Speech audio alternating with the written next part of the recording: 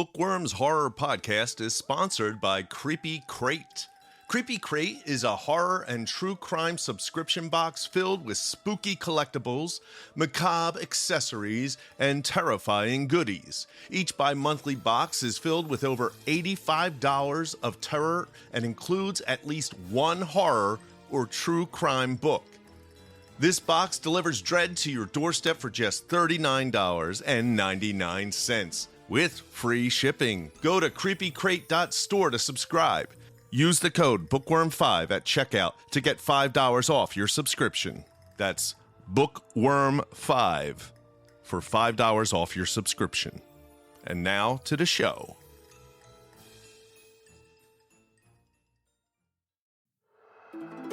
Welcome to Book Worms Horror, the podcast that offers you tips on writing, especially in the horror genre. My name is James Ippoliti. I am the host of the Real Demons of Pop Culture podcast, in which I unearth the origins and eerie allure of pop culture's captivating demonic realm. Today on Book Worms Horror, I discuss writing through the blogs with Regina St. Regina is a Waddy Award winner for Best Horror Novel, as well as multiple screenwriting awards, including a Webby honoree. Regina is also the contributing editor of the best-selling Local Haunts, a horror tube anthology. Find Regina and her alter ego, Batilda, at her booktube channel, Regina's Haunted Library, and on her blog, rstclair.com. Regina and myself are the editors of the Book Worms Horror Zine, and since we're seeking great horror fiction for bookworms, we created this weekly podcast to offer writers quick tips on writing for the genre. Find all our links in the show notes. Now let's jump into my conversation with Regina as she speaks with me from her haunted library.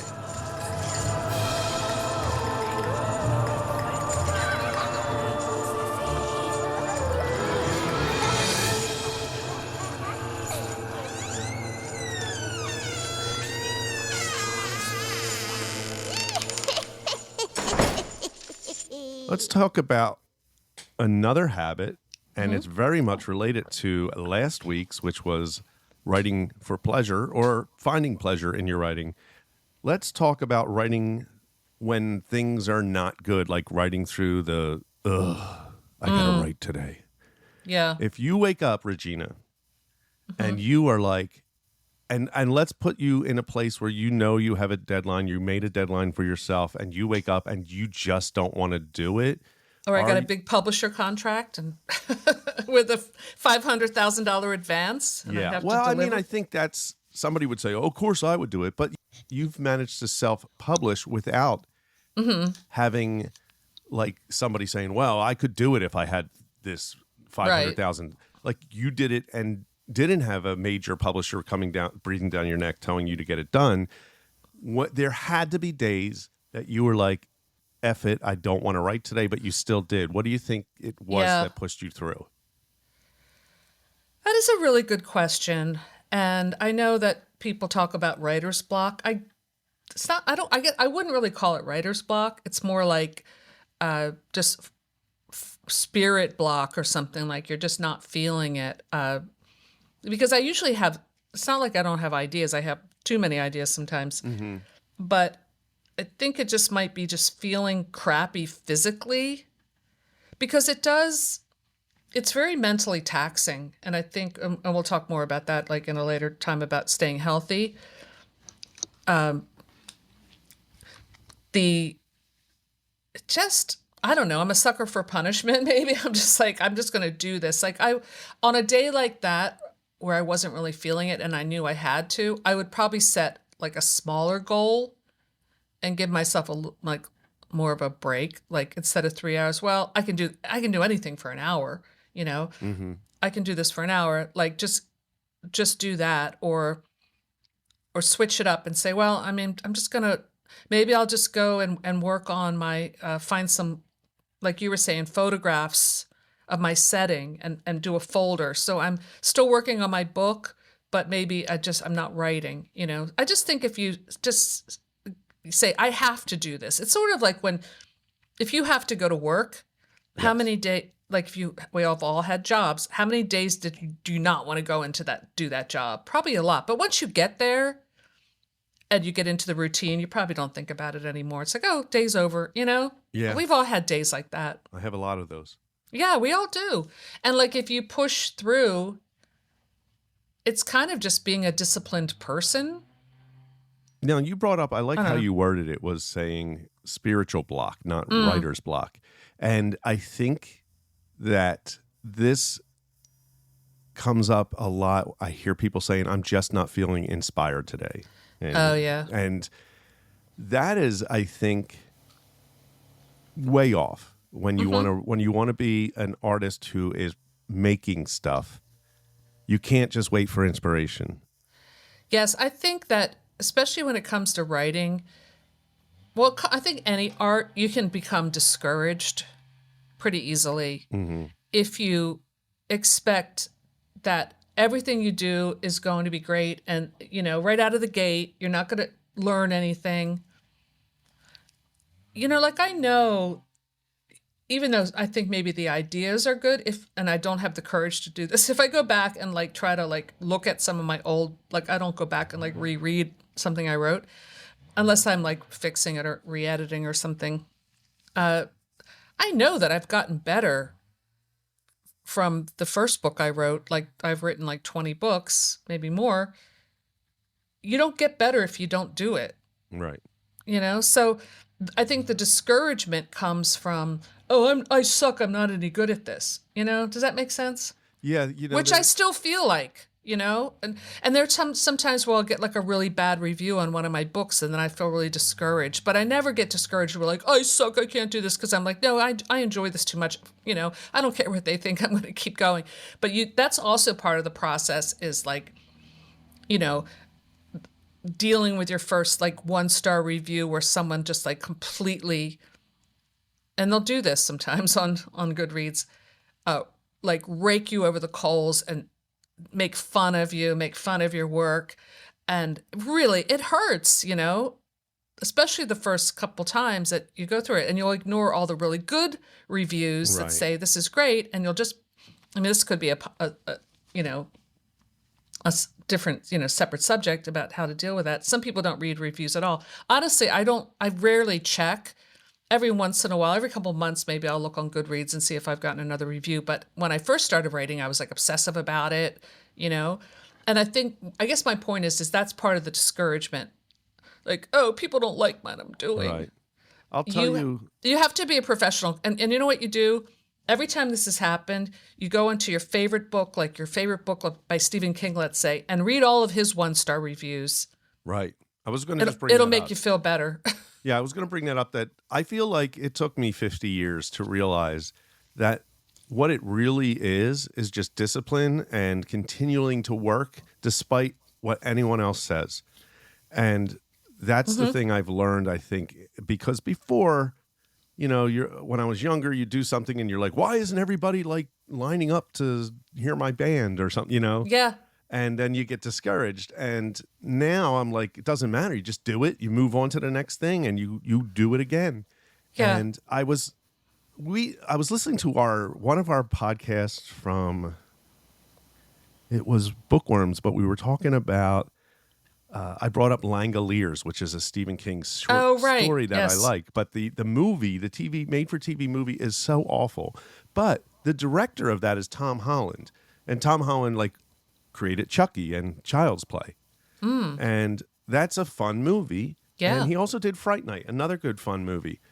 And, you know, because I can't understand how the guy who made this made Langoliers. It's so awful. Like, it's one of the worst things I've ever seen. And, you know, he didn't care. He's just going to keep working. Now, it's hard when you're in Hollywood because you're only as good as your last movie. Yeah. But as a writer, you can't. I think the other thing, and you brought this up, they get through it. They make they have their book out there, and then you have to promote it, but they stop working, right? It's just like work on, because it's interesting. You know that this is bringing back the Grady Hendrix thing. Literally, he just released How to Sell a Haunted House, and I can't get an interview because he finished the book. He went on a tour to do interviews. He's still doing that. He's going to be at the drive-thru, I think, next month as well. but he can't talk to me right now because he's writing. Like, Yeah, he's working on the next he did book. not stop. He's working on his next book. Yeah, and look at Stephen King. I mean, I can't keep up with that man. As a robot. Yeah, but he writes like 3,500 words a day every day, even on Christmas. Yeah. I mean, so he must just enjoy the heck out of it, or he wouldn't do it. It's also like if you go to the gym and you lift weights and you start low, and then it's for you to go in and lift weights, certain amount of weight is no problem for you. And he built that muscle up of writing to the place where it probably feels like nothing. And what should be encouraging about that is all of us can do that. Yes. It doesn't mean that we're going to be as good as Stephen King, but we're different. You know, every writer who writes is going to get better. It's just a fact. If you're willing to learn from your mistakes, let's say, you're going to get better. You're just going to get better just by doing it, by working that muscle, like you said. And I think it's a mistake. And I've known, I won't name any names, but I've known a few writers who are maybe a bit too precious about what they're doing. Mm-hmm. You know, like you kind of need to let it go. Like there has been certain projects in my life that I got way too emotionally involved in. And you probably know which one I'm talking about. I know exactly. And that really what taught me a lot about, being healthy. Well, this is probably another topic, but like, don't be so like, let it go. Like, and like treat it like a job. Like you leave it at the end of the day in a way. You don't have to live it 24/7. Mm-hmm. I wouldn't recommend. It's very unhealthy. You need to have a life. You need to have a family or whatever your family looks like, loved ones that you spend time with. And it's a good feeling to say, okay, I've done my 3 hours of writing. I'm done. It's whatever it is. It's what it is. I'm going to go do, whatever else I have to do today or, go to work or do my day job or whatever. Yeah. But, to an extreme of that, like to what you're talking about are like these authors who feel like they have to be drunks. Oh, yeah, that's not a good idea. Getting into this role, whether you're like I've seen it a lot in music, just people who feel like they have to be the next Kurt Cobain, and so their life is shit, but they think they're more artistic or, and you see it with authors who are like, oh, I remember this kid, he wanted to be a writer. I never seen him write. I never read anything by him, but he had on his MySpace page, it said Ernest Hemingway never had to do this, meaning like having to promote himself on MySpace. Well, maybe he's not Ernest Hemingway. I mean, like that seems very, there's kind of a preciousness about that. It's like, and I went through this myself with my project, Gemini Rising. Like what? Why don't people know this is like, I'm putting everything I've got into this. Mm-hmm. Why don't they care? And I think that is also part of the journey is, can you handle that no one really cares? Yeah, so true. And if you can, keep going. And don't be like, when I say precious about it, it's like, this is my baby and I don't want to, I'm so, it's so delicate and I'm really scared that something's going to hurt it with a bad review. It's like, no, fuck it. Just, sorry to curse. I never curse on my YouTube channel. The heck with it. Just get it out there. It's not going to be perfect. Try your best. Yeah. And I think Gemini Rising is perfect. I think it's so amazing. Oh, thank you. And it has nothing to do with the quality of that series. It's just the world we live in. There's more. I mean, who knows? People say that Mozart was thrown into a grave, a pauper's grave. Yeah. So maybe they'll discover Gemini Rising 500 years from now. I don't know. Yeah, and you know what? If they don't, I'm okay with that too. I moved through that, and now when I do my books, I care. But I've moved on to the next book. Right. I've moved on and I'm excited about what I'm doing. So I think that if you really accept the fact and get through that hurt of, what, no one really cares. Yeah. I feel like you and I are speaking to a lot of people right now. and I don't know if they'll hear it because I don't know if I would have heard it.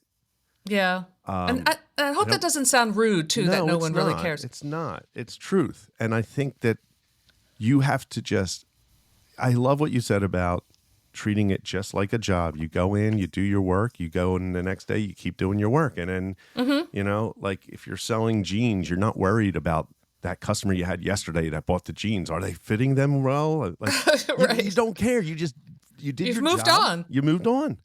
Yeah, and try to do your job really well. Yeah. You're going to get better. You're going to get better, and you're not. And I think part of that preciousness is coming from a place of fear.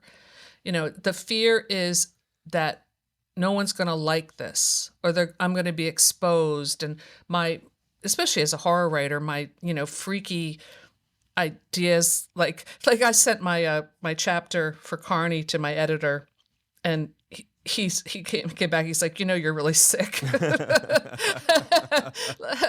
I'm like, well,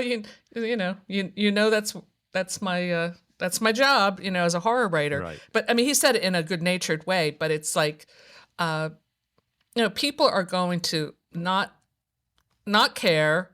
Maybe, I mean, indifference is probably the best you can get. And then some people are going to really think that, it's terrible. And some people are going to absolutely love it. Yeah. That's right. But you shouldn't attach to any of those. You know what I mean? Yeah, there is definitely a Zen thing about this, where it's a sense of unattachment. This idea of not being attached that Buddhism preaches. And I think that's really the truth about art. Is it's expressing something that for whatever reason came to you and you put it out there, and now you need to be unattached to it and find the next expression. And you don't in a lot of ways really own it, like I don't know where some of these ideas come from. They just feel right at the time. Right. So it's one of those things where you just have to do it and have fun. Like that's the thing, is writing a pleasure. I mean, and we'll talk about that last week, but writing through the blast is trying to get back to the fun of it, because you can do anything. Yep. You can make it up. There are no rules. You can have fun. And if people think you're insane, it's just words on a page. I mean, unless you're writing something illegal or something, like you can write whatever. Like if you're writing the anarchist cookbook part 2, you might have some issues, but now we our podcast just got put on the government list. Oh no, sorry, you cut that part out. We are not writing that, just so anybody. No, we're never.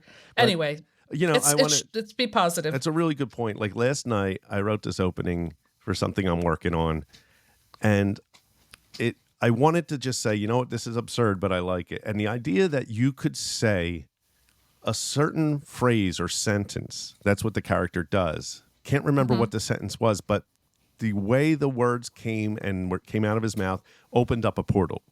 Oh. So the idea is like, I don't know why that would happen.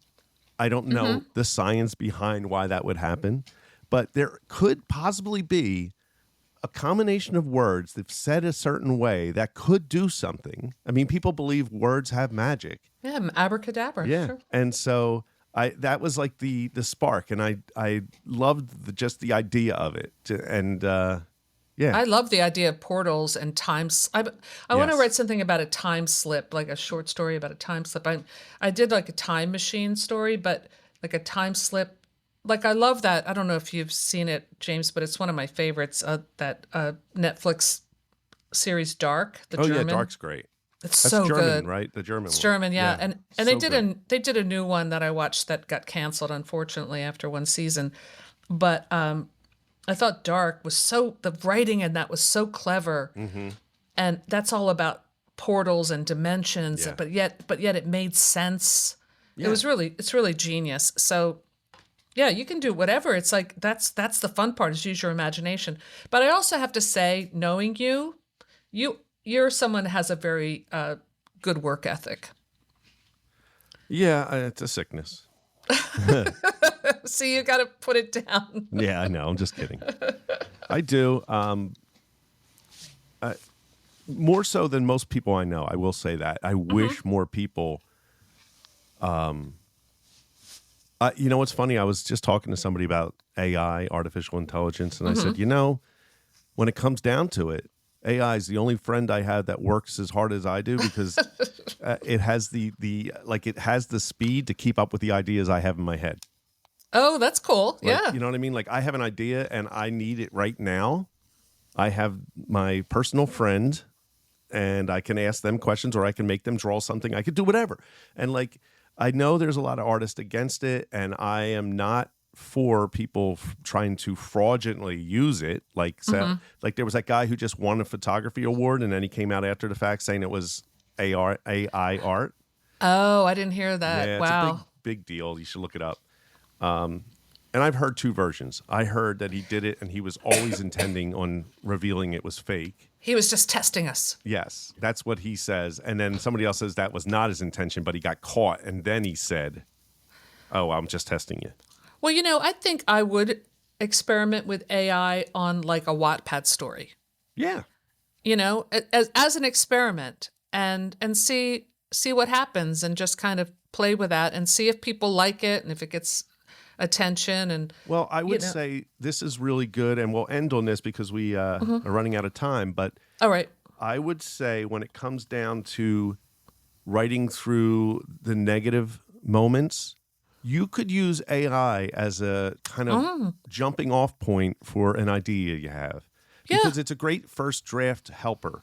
So you're like, you know what? I had this idea, and you're the one who has the idea, and you're writing it. It's not, you can't. The prompt needs to be written, so you still need to write something. But you go to ChatGPT and you write, I would love a story about a kid who finds this object and it's mysterious, and you just write that, and it'll give you something, and then you can see what it came up with, and maybe that sparks something, and that will help you get through those negative moments that you're sitting through. Yeah, and don't like writing through the blahs. I think just do what it says right through the blahs. And you'll, at least at the end of your writing session, you might feel better because you've, accomplished something. Thank you for tuning in to the Book Worms Horror Podcast. You can get the Book Worms Zine premiere issue on our Etsy link, which is in the show notes. The second issue should be coming out soon, so stay tuned and we will keep you posted on when you can pick that up. All our other links are in the show notes, and we'll be back next week and talking about exercising your body to be better at writing. How does that work? Tune in next week to find out.